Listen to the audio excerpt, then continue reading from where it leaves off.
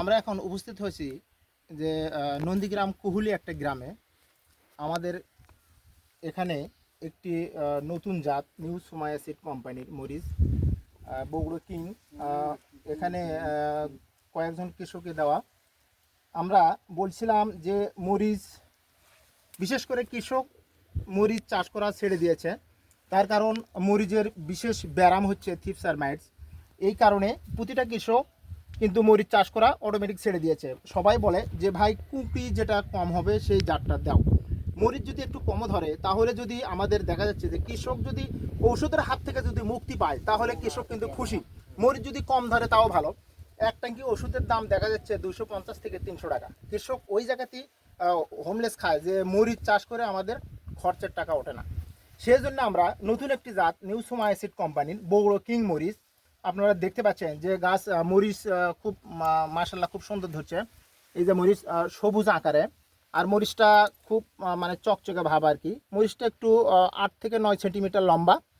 মরিচ বাজারে নিয়ে গেলে দেখা যাচ্ছে যতগুলো মরিচ আছে তার চেয়ে 8 থেকে 900 টাকা বাজার কম বেশি হয় আর কি। সেই জন্যে আমি কৃষক ভাইদের উদ্দেশ্য করে বলতে চাই, আপনারা যদি মরিচ চাষ করতে চান তাহলে আমাদের এখানে Bogura king new Sumaiya seed কোম্পানির মরিচ। যদি কুঁকড়ি মুক্ত চাষ করতে চান, রোগবালাই মুক্ত, তাহলে আমাদের এই জাতটা আপনারা চাষ করবেন।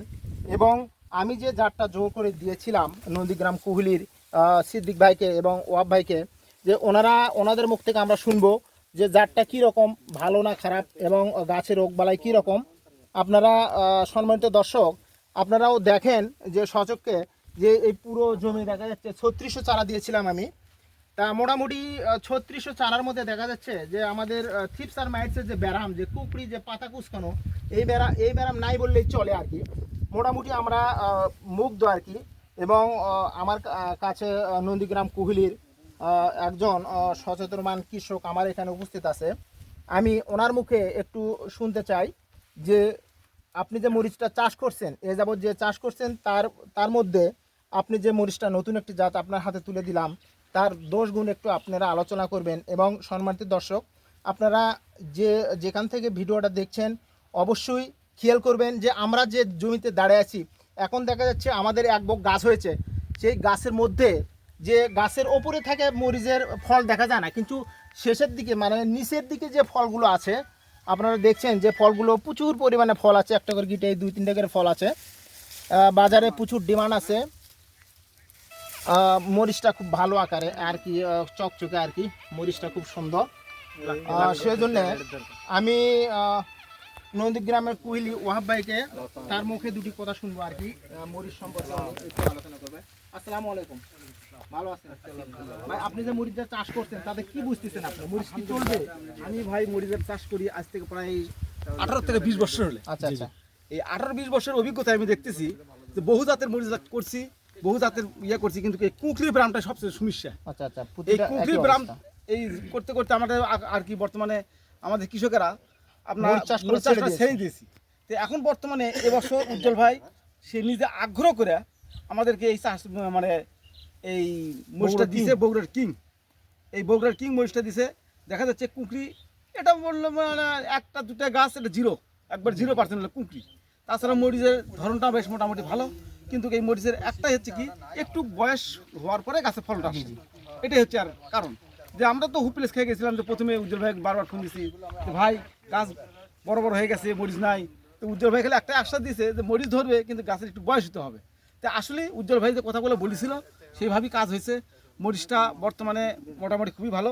চাষ করলে এটা মনে করেন যে আপনার চাষ করাটা উপযুক্ত মরিচ, তার কারণ অনেকগুলো রোগ প্রতিরোধ শক্তি ক্ষমতা বেশি তার। তাছাড়াও আপনার বাজারে বর্তমানে আর দাম বেশি সবসময়ের জন্য।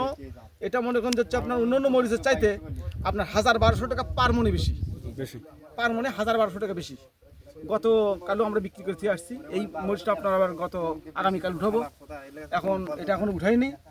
মোটামুটি মরিচটা ঝাল বেশি আছে, বাজারে চাহিদা বেশি এই মরিচটা। অন্যান্য মরিচের চাহিদা সবচেয়ে বেশি এখন বর্তমানে বাজারে 1 নম্বরে চলতেছে এটাই না, এই কালো মরিচটা বেশি চলতেছে এটা। ধন্যবাদ ওয়াব ভাই আপনাকে। আপনার সাথে আরেকজন কৃষক আছে, আমি ওনার মুখ থেকে একটু কথা শুনতাম। ভাই যদি একটু সামনে আসতেন। আসসালামু আলাইকুম। আপনার পরিচয়টা? আমার নাম মোহাম্মদ আমিনুল ইসলাম। আমিনুল ইসলাম। আপনি কি বগুড়া কিং মরিচটা চাষ করছেন? বগুড়া কিং মরিচ চাষ করছি। তো এইটার আপনার কতটুকু জমিতে করছেন? 25 শতক জমি। প্রথম তোলাতে কতটুকু মরিচ তুলছেন? প্রথম তলার 2 মণ ছিল, 2 মণ। দ্বিতীয় তোলায়? দ্বিতীয় তলার 15 মণ মরিচ হচ্ছে। 15 মণ উঠছে। তো এর দাম কেমন পাইছেন বাজারে? বাজারে দাম ভালো, বাজারে অন্য অন্য কালো মরিচের তুলনায় এটার দাম কত বেশি থাকে? মনে 1000-1200 টাকা বেশি থাকে। বেশি থাকে। হ্যাঁ। আচ্ছা, ধন্যবাদ আপনাকে। আমরা যে যেখান থেকে দেখছেন সকলকে আন্তরিক শুভেচ্ছা অভিনন্দন জানিয়ে আমি আরেকজন কৃষক আছে আমাদের কাছে, ওনার থেকে একটু শুনবো যে জমির মালিক আসলে এই বগুড়া কিংটা চাষ করছেন। আমি ওনার মুখ থেকে সরাসরি একটু শুনতে চাই। আসসালামু আলাইকুম। আসসালামু আলাইকুম। ইসলাম, ভালো আছেন? আছি ভাই। আপনি কি জাতের মরিচ চাষ করছেন? এটা বগুড়ার কিং। বগুড়া কিং। এই জাতটা চাষ করে প্রথম তো হতাশাগ্রস্ত ছিলেন যে মরিচটা কেমন হবে, হচ্ছে না বা কি হতে পারে। তো আপনার মরিচ চাষ থেকে প্রত্যেকটা কৃষক আগ্রহ হারিয়ে ফেলতেছেন কোন কারণে? কুকড়ি রোগের কারণে। তো সেই জায়গা থেকে কি এই জাতটা চলবে? এখন বর্তমানে জায়গা যাচ্ছে চলার মতো। চলার মতো। এই গাছে কি কোনো কুকড়ি আছে? কুকরি কম, কুকড়ি কম, মানে নাই বললেই চলে। নাই বললি চলে। আচ্ছা আচ্ছা, অন্য অন্য জাতে তো কুকড়ি থাকে। হ্যাঁ। তো এই মরিচটার বাজার চাহিদা কেমন? আপনি এখানে কত শতাংশ জমি আপনার? বাজার চাহিদা ভালো। আপনার কত শতাংশ? 15 শতক। 15 শতক থেকে কতটুকু মরিচ তুলছেন প্রথমবার? 4 মণ। 4 মণ। তো এখন আপনার কত মণ উঠতে পারে? এখন কত বেন ওটা এখন তো কোয়া যাচ্ছে না ওটা। তাই না? এটা বাজার দর কত পাইছিলেন আপনি অন্য জাতের থেকে? ওর চেয়ে বেশি আছে। কত টাকা বেশি মনে? 800-900 হাজার টাকা সবসময় বেশি থাকে। হ্যাঁ। তো ধন্যবাদ আপনাকে। আমরা পরবর্তীতে আবার আসবো। আসসালামু আলাইকুম।